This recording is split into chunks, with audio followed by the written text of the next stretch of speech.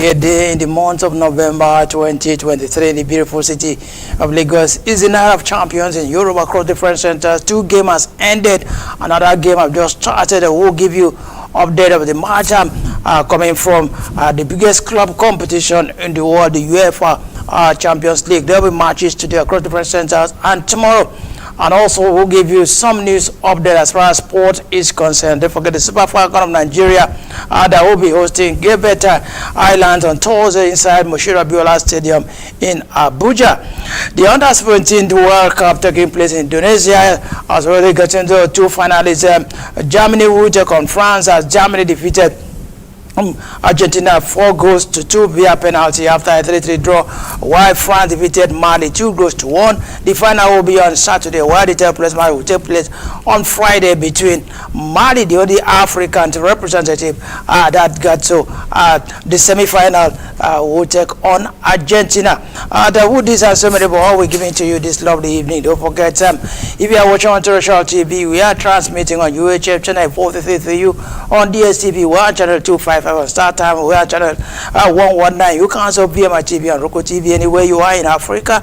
Another part of the world, you can also follow us on all social media at mitv.ng. My name is Eddie Achibon, reporting for duty. Thank you for always being there. You are the reason that we are here. Let's of course give you the UEFA Champions League matches. Lazio have just defeated Celtic by 2-0, while Shakhtar Donetsk also recorded a 1-0 victory against Royal Antwerp of Belgium. And other matches tonight: AC Milan against Borussia Dortmund at San Siro. That is a game time to follow. And young boys will be taking on Grefner Bessler, while Barcelona at Camp Nou will entertain FC Porto, and Feyenoord against Atletico Madrid, while Manchester City, the defending champion, will entertain RB Leipzig of Germany. Then the last game, it will be at Paris Saint-Germain against Newcastle. The first leg at St. James's Park ended 4-1 in favor of Newcastle, and it's a game that Newcastle must win if they must continue with the UEFA Champions League this season. If they lose, I'm not sure they will be able. Maybe they will drop to the Europa League. Then for tomorrow, it will be Galatasaray against Arsenal. Against Manchester United, I beg your pardon, and Sevilla against PSG Eindhoven, while Arsenal, the Emirates, would entertain RC Lions of France. Don't forget them. The first leg ended 2-1 in favor of RC Lens. And Bayern would entertain FC Copenhagen, while Benfica would entertain Inter Milan. The first leg, Inter defeated Benfica by 1-0. And Sporting Braga will take on Union Berlin, while Real Madrid will entertain Napoli. Then the Sociedad will take on them Red Bull Salzburg. Those are the pairing for the UEFA Champions League tonight and tomorrow. You can follow that some games are going on, and two games ended. Talking about Lazio against Celtic, and then Shakhtar Donetsk against Royal Antwerp of Belgium. So that will be it for the UEFA Champions League. I know some of you are watching the game currently going on across different centers in Europe. All right, away from there, let's talk about the Super Falcon of Nigeria. Their coach, interim coach, and we don't really understand what is going on between Nigeria Football Federation and Randy Wardrum.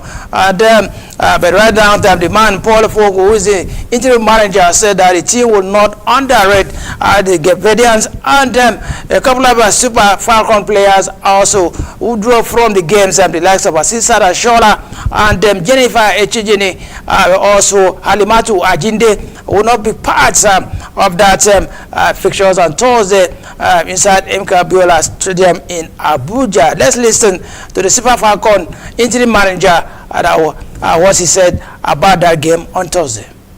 What's your view on what's happening? You will tend to believe that because of the absence of a lot of the players that participated in the World Cup, you will certainly be worried that you will not have the majority of them around, because they have been together for quite a while, and having lifted the team, with the standard with which they performed at the World Cup, you would have expected that we'll continue from there, try to build on what was done at the last World Cup.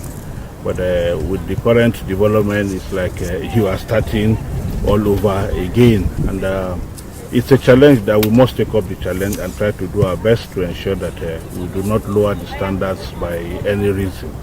In Nigeria, we are a big country, and we have a lot at stake when it comes to, FIFA Women's World Cup and all other competitions that Nigeria tends to participate in.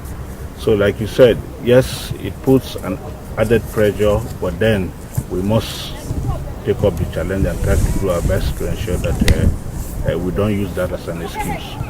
But when looking at Cape Verde, a very unknown team in Africa, and judging by the exploit of Super Falcons on African soil, it is the AFCON qualifier.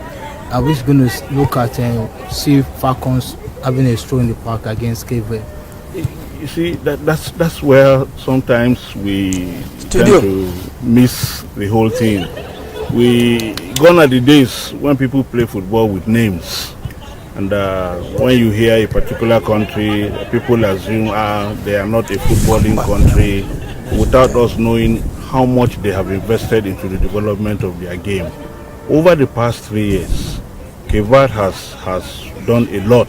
They have improved a lot, and they have invested so much in their game.